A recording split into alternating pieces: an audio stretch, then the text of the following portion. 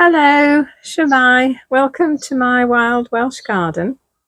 Well, it really seems like summer's arrived. It's actually warm and sunny, and it's such a relief after the, really wet and miserable weather that we've been having recently.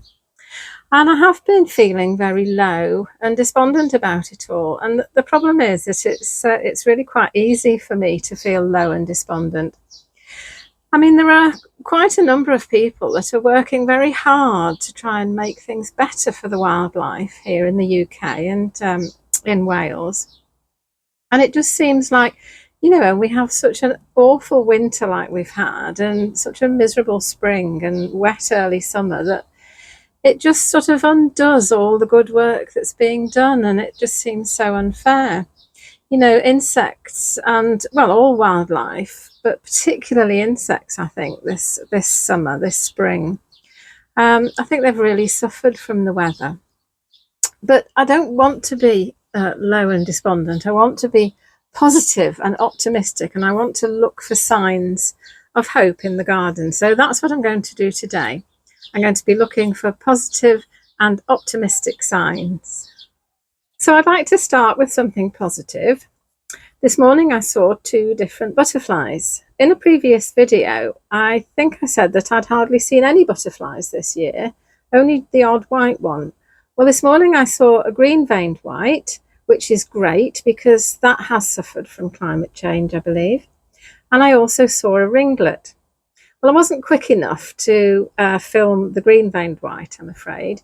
But I did manage to find my phone in time to get the ringlet on camera. You can tell it's a ringlet because it's got little rings on its wings and a kind of silver edge.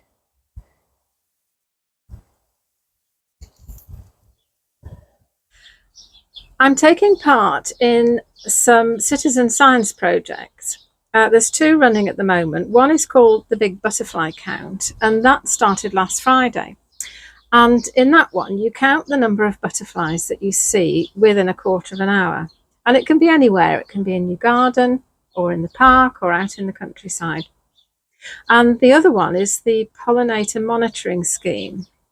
And that one kind of runs all summer. And what you do there is you count the number of pollinators, so all the different insects that visit a group of flowers within a 10-minute period. Anyway, today seems like an ideal day to be counting butterflies and pollinators. So that's what I'm going to be doing this afternoon. So while things are warming up, I could just update you on some of the gardening that I've been doing, which honestly is very little. I've cut some of the plants back that were sort of encroaching on the paths, the plants that were giving me wet legs when it was raining or grabbing me or tripping me up as I went past. I have given the roses some attention. I've deadheaded Gertrude Jekyll, but this one on the side of the arch I've decided to leave because I remember it had lovely orange hips where I couldn't reach it to deadhead it last year, and the hips are already starting to form there.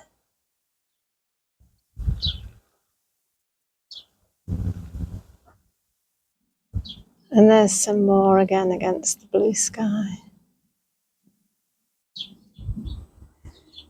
The rose on this side of the arch, I'd kind of given up deadheading last year actually, because it is a rambler and there are just far too many flowers for me to deadhead. So I'm just going to leave it. But there's still lots of flowers to come. And I've deadheaded this little climber on the old gate, partly because I don't think it does produce hips, and partly because I can see it from my kitchen window. This rose is tottering by gently, and it was a lovely, lovely yellow rose. But I think I'm going to leave these because they look like they're forming hips, don't they?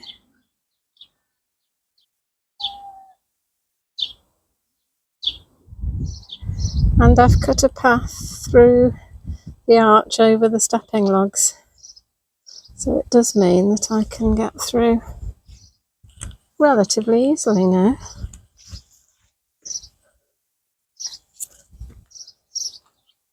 And back the other way. There we go.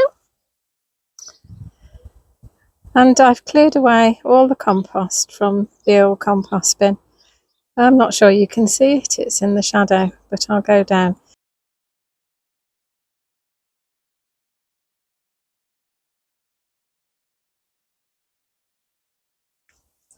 There you go. So my new compost bins are fully functional. So 3 fully functioning compost bins. So new compost, not so new compost, and compost that I'll be putting on the vegetable beds probably at the end of the summer. And I found my very best vegetable knife that I lost, oh goodness knows, months ago. The cuckoo flower leaves that I collected a couple of weeks ago have formed little plants. I think I might have 4 or 5 to push. They're still on the kitchen window ledge, but I'll be potting those up soon. These are the cuckoo flowers that I planted a few weeks ago, and they all seem to be quite happy. I had to put a grill over them because some of the birds dug them up. I don't know which one it was, whether it was sparrows or blackbirds, but I'd put my money on blackbirds, I think. These are the seeds that I collected and sowed a couple of weeks ago. There's red campion on the left and ragged robin on the right. And the holes are where a bird has been digging for worms. So yes, I have a lot of little seedlings. I think I probably sowed the seeds rather too thickly. And now it's a lovely warm afternoon, and there does seem to be, well, not exactly clouds, but there does seem to be some insects around. And before doing the formal counts, I thought I'd just sort of look round and see what I could find, if there's anything I can show you. And there are a number of little hoverflies around the place.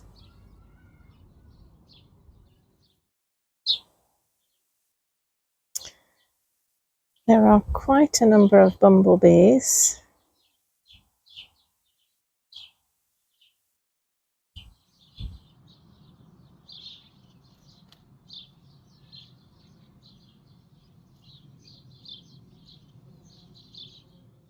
And this is our friend, the Eurasian bee beetle. This isn't a bee, this is a beetle.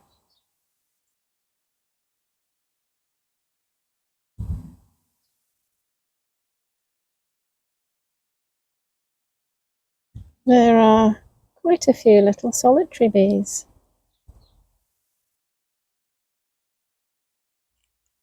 And there might be a solitary bee showing an interest in my bee hotel. I was just walking past the bird bath and saw all these little beetles. Obviously just seen the water and thought it was a pond and flown in and tried to make a home here.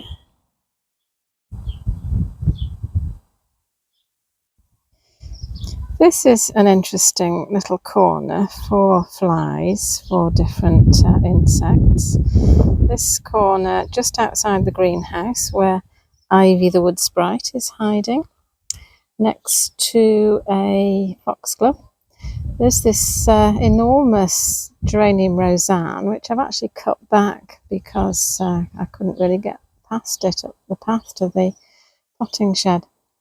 And then there's this little sedum down here, and there's also some erigeron, and there's a spike there of wild marjoram, and then this is a mallow of some sort. It's not a wild mallow, this pink one. It's not far off. And then the yellow flowers there of creeping jenny. And there's lots and lots of little flies. I don't know whether you can see them. have a go at seeing if I can film them.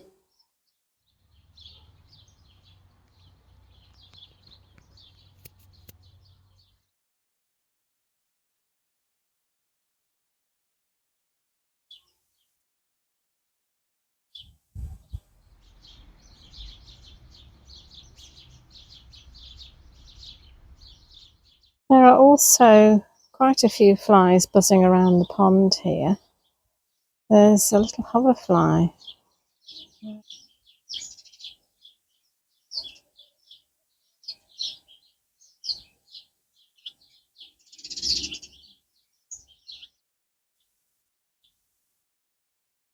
He looks like he's got a stripy jersey on. I can actually count about 4 or 5 of these little hoverflies buzzing around this pond, so that's good. And there's the hoverfly lagoon. Haven't actually seen any hoverflies on the lagoon or near the lagoon, but it is beginning to smell absolutely disgusting. And the water level seems to have dropped, so I'm just going to top it up.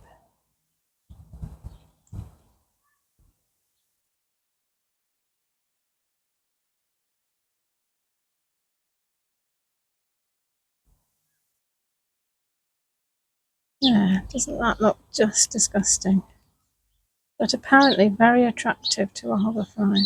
But not to the hoverflies that are buzzing around this pond, because the larvae of these hoverflies will just like to live in ordinary pond water. For the pollinator monitoring scheme, I'm going to do what's called a fit count, which is the flower insect timed count. And that's where you count the number of insects, number of pollinating insects that visit the flowers on a certain plant within a 10-minute time period.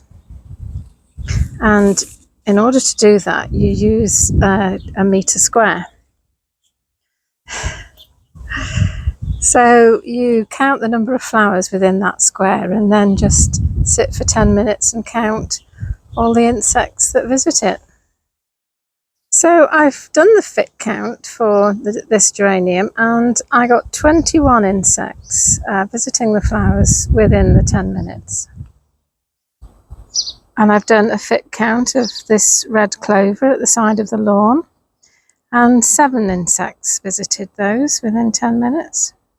And I've done a fit count of the lavender at the side of the steps here, and only 5 insects visited the lavender. Rambling Rosie is just looking lovely in the sunshine, all mixed up with this sort of red and cream honeysuckle, and in the dapple shade of the silver birch.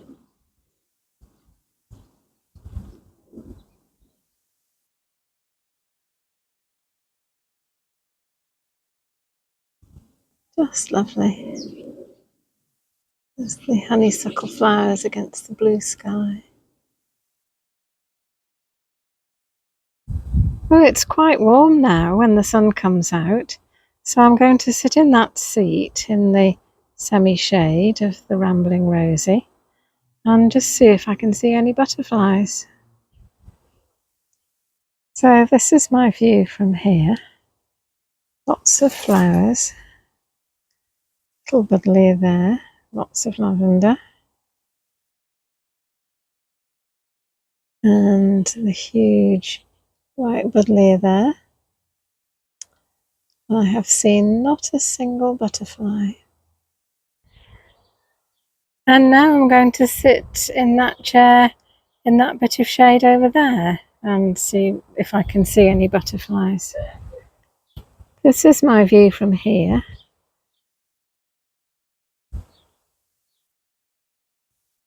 Sun's just gone in for a minute. There's the summer house. It is quite breezy. This is the bed where I saw the 2 butterflies this morning. There was the green veined white and the ringlet, and they were just down there. So we'll see what we will see. I've been sitting here in the shade for a quarter of an hour, and I have not seen a single butterfly. There's been a number of bees and various other little things that I can't see what they are from here.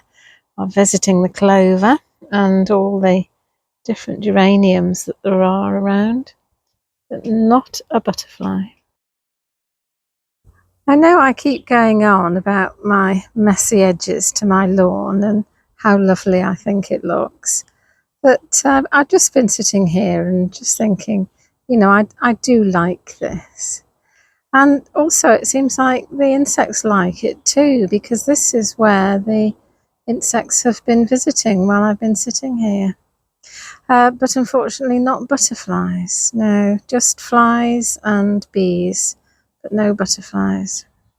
Yes, they're not fussed about that lovely blue phlox, which I think is just gorgeous.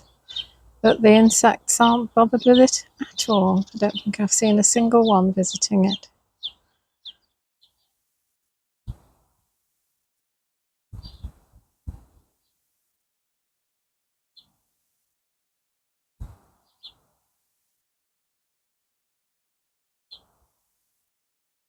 There's also a blackbird telling me that there aren't any sultanas.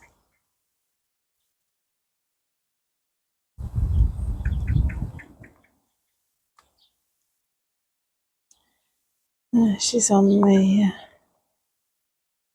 end of the wall.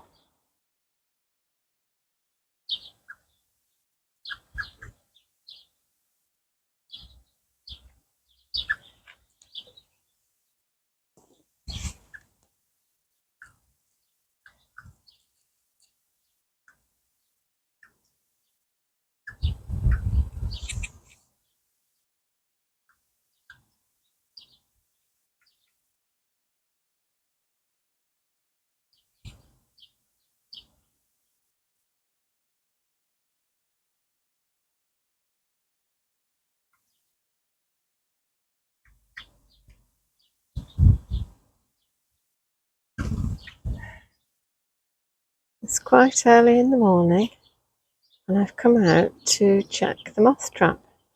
It was a lovely, warm, dry night last night. I haven't had any of those for such a long time, and I've not put the moth trap out for a long time. But last night I thought it would be a good night, so I've come out to see what we've caught. And there's one hiding down there, just under the seed tray that's got the red campion in. And a lovely one on the greenhouse.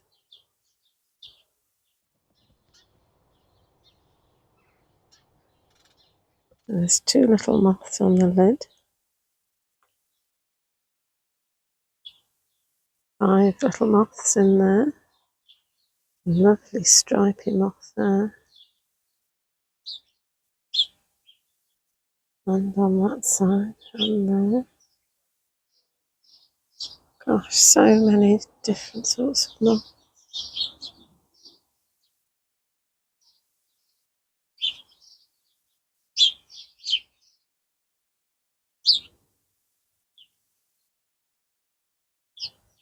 18, 19, 20, 21, 22,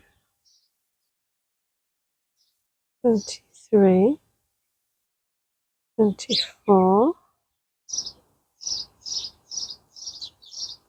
and there's a moth right down inside there. You can see 28, 29, 30, 31, 32, 33. I've seen that one before, the one that's camouflaged like a stick. 35,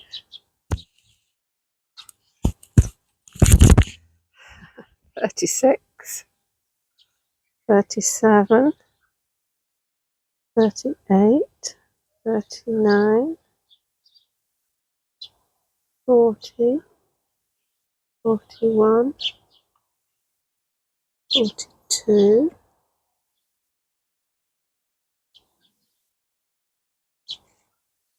43, 44, 45, 46, 47, 48, 49, 50, 51, 52, 53, 54, 55, 56, 57, 58, and I'm not sure that's a moth, but we'll count it anyway. 59, and last but not least, 60. There were over 60 moths in my little moth trap this morning. I can't give an exact figure because several flew away as I was opening it and examining it. It does just show what an enormous amount of life there is during the night that I'm just not really aware of. So I'm going to just leave them there quietly today. I don't want to touch them because they're such delicate little creatures. And then tonight I'll open the box and they can just fly away of their own accord. So not so good on the butterfly front, I'm afraid. But I'm keeping my fingers crossed because the big butterfly count does go on until the beginning of August. So if the weather does improve, I am hopeful that I'll start to see more butterflies. And I think up here in the mountains, it's really the end of the summer and early autumn that I see the most butterflies. So yeah, so I'm hoping that things will get better. But I think as far as the pollinators concerned, I was looking at my records from last year and I was seeing pretty much the same numbers last year. So in a way, I mean, obviously I'd like to see things start to improve, but in a way, the fact that I've still got as many as last year when the weather was much better is a good thing. So I'm being positive and optimistic about that. And I also feel quite positive about the number of moths that I found. I mean, I really don't know whether 60 moths is good or bad or whatever, really. But it does show that there's a lot of moths around and all sorts of different types. So thanks for visiting me again in my wild Welsh garden. I hope you found this video helpful and interesting. And I'll hope to see you in the next video. Bye! Dabo am y tro.